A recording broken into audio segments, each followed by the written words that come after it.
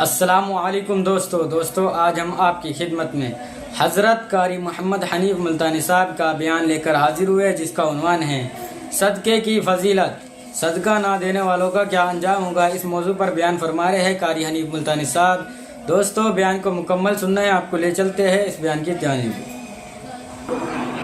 چھپا کر اللہ کے نام پہ خرچ کرو، اعلانیہ طور پر خرچ کرو۔ اللہ فرماتے ہیں اس کے لیے بہت بڑا اجر ہے، اور اس کو چاہیے کہ وہ اللہ کی ذات پر یقین کرے۔ مگر دوستو یہ سارے کا سارا معاملہ اپنے ہاتھ کے ساتھ لگا ہوا ہے۔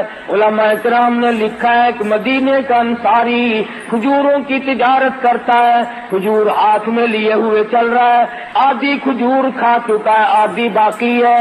سائل نے سوال کر دیا، آدھی کھجور اس فقیر کو دے دی۔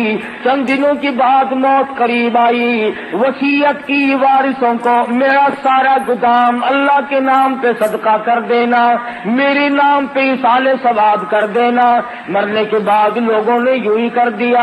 کسی نے خواب میں دیکھا، پوچھا بتا کیا گزری، کہنے لگا یہاں کا معاملہ بالکل نرالا ہے، یہاں کی کاروبار بالکل نرالے ہیں، اور کہنے لگا رب اکبر کی قسم، جتنا اجر، جتنا ثواب، جتنی جزا مجھے آدھی کھجور کی ملی، اتنا پورے گودام کا نہیں ملا۔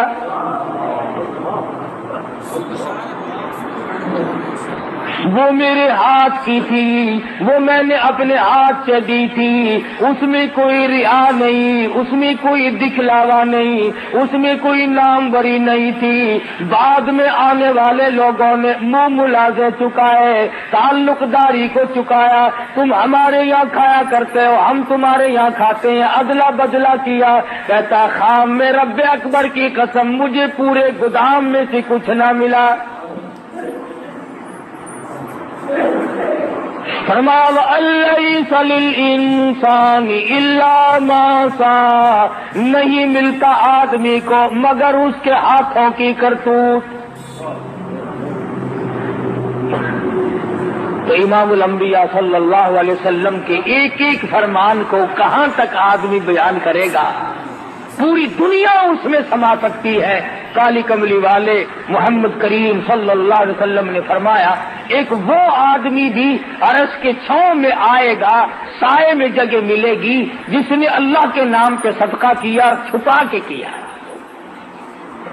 لینے والے کو بھی شرمندگی نہ ہو، اور اسے بھی ریاکاری کا موقع نہ ملے اور دکھلاوے کا موقع نہ ملے۔ قرآن کریم نے مسلمانوں اپنے لیے دیے کو ضائع نہ کیا کرو۔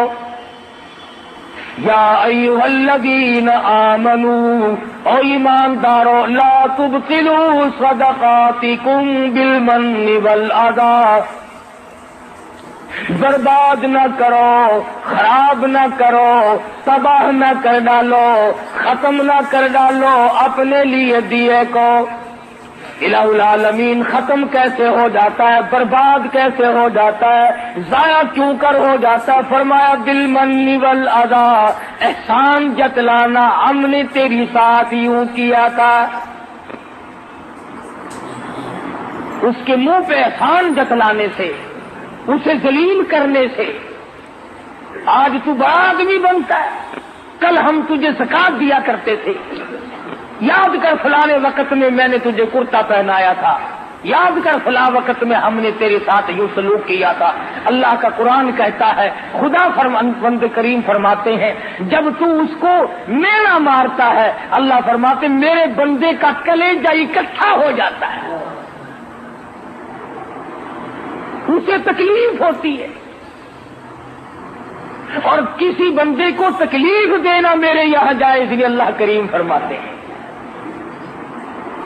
سب سے بڑی عبادت، سب سے بڑی نیکی، شیخ العرب والعجم حضرت مولانا سید حسین احمد صاحب مدنی نور اللہ مرکزہ، اللہ تعالیٰ کی کروڑہ رحمت نازل ہو اس مرد مجاہد کی قبر مبارک پہ آمین کہو۔ حضرت والا کی خدمت میں 16 مہینے رہنے کا اتفاق ہوا، جوتیوں میں بیٹھا ان لوگوں کی، بڑے بڑے عالم تشریف لاتے تھے، ہندوستان کے بھی اور دوسرے ملکوں کے بھی، اور حضرت والا سے وظیفہ پوچھتے تھے کہ کچھ بتائیں ہمیں، آپ ایسا وظیفہ کریں جس سے نیک بن جائے۔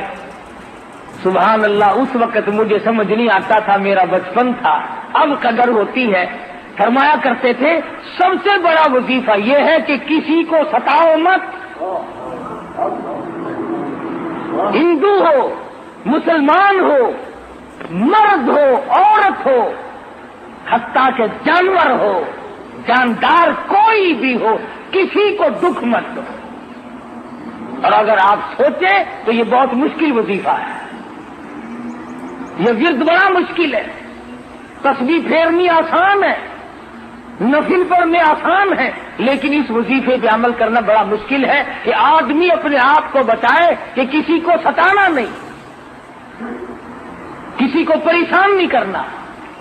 میں نے آپ سے قرض لے لیا کہ 1 مہینے میں دوں گا، آپ میرے پیچھے پھر رہے ہیں، سال گزر گیا، یہ ستانا نہیں۔ میں نعوذ باللہ کسی کی دھی بیٹی کے بارے میں غلط خیال کرتا ہوں، یہ کسی کی آبرو کو ٹکر، یہ کسی کو ستانا نہیں۔ تمام صورتیں اس میں داخل ہیں، سفر میں، حضر میں، گھر میں، کاروبار کرنے میں، ساری زندگی میں اگر آپ سوچیں تو یہ مسئلہ بڑا مشکل ہے کہ آدمی دوسرے کو تکلیف نہ دے۔ ہمارے یہاں تو سارے تکلیف دے کر کے کام بنتے ہیں، جب تک دوسرے کو تکلیف نہ دو اس وقت تک آدمی کی بڑھاس نہیں نکلتی۔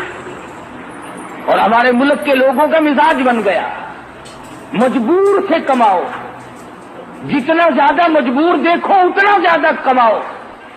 اڈوں پہ جا کے دیکھو، اسٹیشنوں پہ جا کے دیکھو، وہ لوٹ کھسوٹ ہے، وہ گند دکھتا ہے، وہ مسافر اتنا مجبور ہے کہ اللہ پاک نے ترس کھا کر سنتیں معاف کر دی، نفل معاف کر دیے، فرض نماز بھی آدھی معاف کر دی۔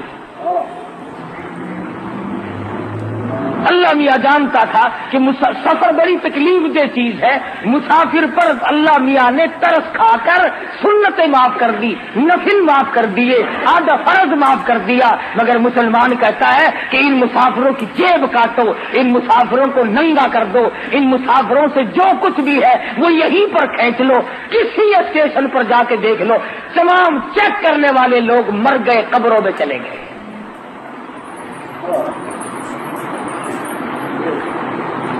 زہر بھی ملا کر کے بیچ ڈالو، کوئی بات نہیں، 4 دن کی پکی ہوئی روٹی بیچتے رہو، کوئی بات نہیں۔ سارے افسر مر گئے، سارے ڈاکٹر مر گئے، تمام انتظامیہ والے لوگ مر گئے۔ اور اگر ذرا سا پتہ چل جائے کہ فلاں جگہ سے 2 دکاندار لڑ رہے ہیں، وہاں فوراً پہنچیں گے کہ اس سے بھی مال ملے گا، اس سے بھی مال ملے گا۔ مال بٹورو جتنا بٹورا چاہتے ہو۔ میں پھر کہتا ہوں کہ ہم جتنا مال بٹور رہے ہیں بہت ممکن ہے کہ نہ ہمارے کام آئے نہ ہماری اولاد کے کام آئے۔ حالات ایسے ہیں، نظر ڈالو دنیا میں کیا ہو رہا ہے اس وقت۔ کسی زمانے میں لوگ مسافروں کی بڑی خدمت کیا کرتے تھے، بلکہ مشرکین مکہ کرتے تھے۔ ابو جہل اتنا بڑا کافر ہونے کے باوجود ستو پانی میں گھول کر چوک میں کھڑا ہو کر کے پلایا کرتا تھا لوگوں کو۔ امیہ بن خلف لوگوں کو پانی پلایا کرتا تھا۔ آج مسلمان سے پانی تو مانگ کر کے دیکھیں آپ، کون کسی کو پانی پلاتا ہے؟ اور تمام جنتی بنے پھرتے ہو۔ امام الانبیاء صلی اللہ تعالی علیہ وسلم نے ارشاد فرما دیا کہ 7 آدمیوں کو عرش عظیم کی چھاؤں میں جگہ ملے گی، ان میں سے ایک وہ بھی ہے جو مخفی طور پر صدقہ کرے، اللہ کی ذات جانے اور وہ جانے، کسی کو کوئی پتہ نہ چل سکے، بس اللہ تبارک و تعالیٰ کے نام پر جو دے دیا اس کو دے کر کے بھول جائے۔ توحید-sunnah.com مالک بن دینار رحمت اللہ علیہ تشریف لے جا رہے ہیں، گزر رہے ہیں ایک علاقے سے۔ گزرتے گزرتے ایک جگہ پر لوگوں کا مجمع لگا ہوا دیکھا، فرمایا کیا بات ہے؟ پتا چلا شہزادہ مکان بنانے کے لیے، محل بنانے کے لیے سنگ بنیاد رکھ رہا ہے، بہت بڑا محل تعمیر کرنا چاہتا ہے۔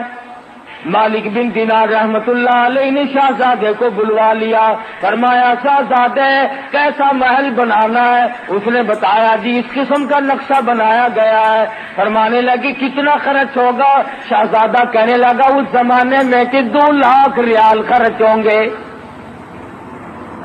مالک بن دینار رحمت اللہ علیہ فرمانے لگے بہت ممکن ہے کہ اس محل کے بنتے بنتے تیری موت آ جائے، بہت ممکن ہے یہ بن کر تیار ہو جائے پھر تیری موت آ جائے، تو اس میں رہائش بھی نہ رکھ سکے، تو اس کی چمک دھمک کو دیکھنے بھی نہ پائے، بہت ممکن ہے کچھ دنوں رہائش کرنے کے بعد افسوس کرتا ہوا اور حضرت کے ہاتھ ملتا ہوا دنیا سے چلا جائے۔ حضرت مالک بن دینار رحمت اللہ علیہ فرمانے لگے 2 لاکھ روپیہ مجھے دے دے، میں ایسے محل کا وعدہ کرتا ہوں جس میں تو داخل ہونے کے بعد کبھی نکلے گا نہیں۔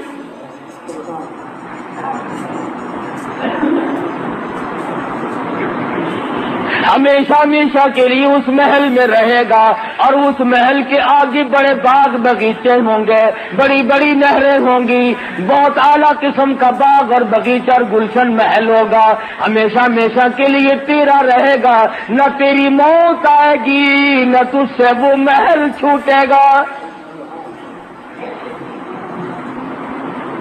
مسلمانوں میں یقین کا زمانہ تھا، شہزادہ کہنے لگا میں بالکل آپ کو سارا روپیہ دے دیتا ہوں، مگر ہمارے یہاں دستور ہے جب کوئی معاہدہ ہو، جب کوئی لین دین کیا جائے تو جان بین کے دستخط ہونے چاہیے، لکھ پڑھ ہونی چاہیے۔ مالک بن دینار رحمت اللہ علیہ نے کاغذ نکالا اور لکھ دیا میں اللہ پاک جل جلالہ کی طرف سے وعدہ کرتا ہوں شہزادے سے کہ جنت میں ایک محل ملے گا۔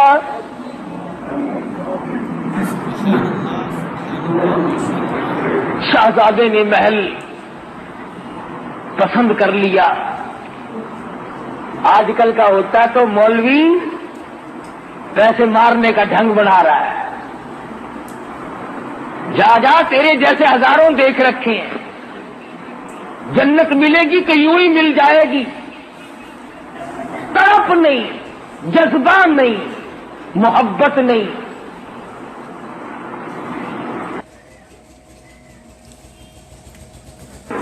شہزادے نے 2 لاکھ روپیہ اٹھا کر کے مالک بن دینار رحمت اللہ علیہ کے حوالے کر دیا، اور وہ لکھا ہوا کاغذ جو تھا وہ خود سنبھال لیا، اور مکان بنانے کا ارادہ ترک کر دیا۔ وہ بھی اللہ والے تھے، یہ ہمارے زمانے جیسے تو تھے نہیں۔ مالک بن دینار رحمت اللہ علیہ نے اسی وقت اعلان کر دیا کہ جتنے فقیر، محتاج، یتیم، بیوہ، مساکین ہو آ جاؤ سارے، مالک بن دینار خیرات تقسیم کر رہا ہے۔ علماء نے لکھا ہے صبح سے لے کر شام تک مالک بن دینار رحمت اللہ علیہ کے پاس روزہ افطار کرنے کے لیے ایک کھجور بھی باقی نہ تھی، تمام کا تمام اللہ کے راہ میں خرچ کر دیا، سب لوگوں کو دے دیا۔ مرید کہنے لگا حضرت جی شام کا روزہ کس چیز سے افطارو گے؟ فرمایا تو نے اس وقت نہ بتایا، 1 ٹکا رکھ لیتے 2 کھجوریں آ جاتی، اب تو ختم ہے معاملہ۔ اللہ غنی سید عائشہ صدیقہ رضی اللہ تعالی عنہا کو فاروق اعظم رضی اللہ تعالی عنہ نے 12 مہینے کا خرچ 12,000 روپیہ یکدم بھیجا۔ سال کا خرچہ ہماری ماں کے لیے، عائشہ صدیقہ رضی اللہ تعالی عنہا کے لیے فاروق اعظم رضی اللہ تعالی عنہ نے بھیجا۔ جب خادمہ نے گٹھڑی لا کے رکھی، اللہ غنی ام المومنین فرمانے لگی میرے اور اس دولت کے درمیان کپڑا لٹکا دے، مجھے یہ دولت دیکھتے ہوئے بھی شرم آتی ہے۔ عائشہ صدیقہ رضی اللہ تعالی عنہا نے رو دیا، فرمانے لگی مجھے یاد ہے میں شہنشاہ کائنات حضرت محمد الرسول اللہ صلی اللہ علیہ وسلم کے لیے روٹی پکایا کرتی تھی، کبھی آٹا چھاننے کی نوبت نہ آئی، پھونک مار دیا کرتی تھی، جو کا آٹا ہوتا تھا جو گھاس اڑ گیا سوڑ گیا، باقی بیچ میں پکایا کرتی تھی۔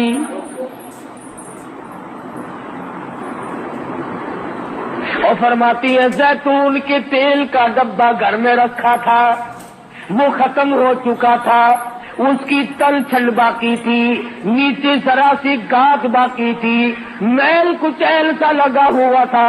عائشہ صدیقہ فرماتی ہے میں نے جو کی روٹی پہ وہ میل کچیل سا چپڑ دیا۔ مدنی کریم صلی اللہ علیہ وسلم نوش فرما رہے تھے اور فرمانے لگے عائشہ قیامت میں اس نعمت کا بھی سوال کیا جائے گا۔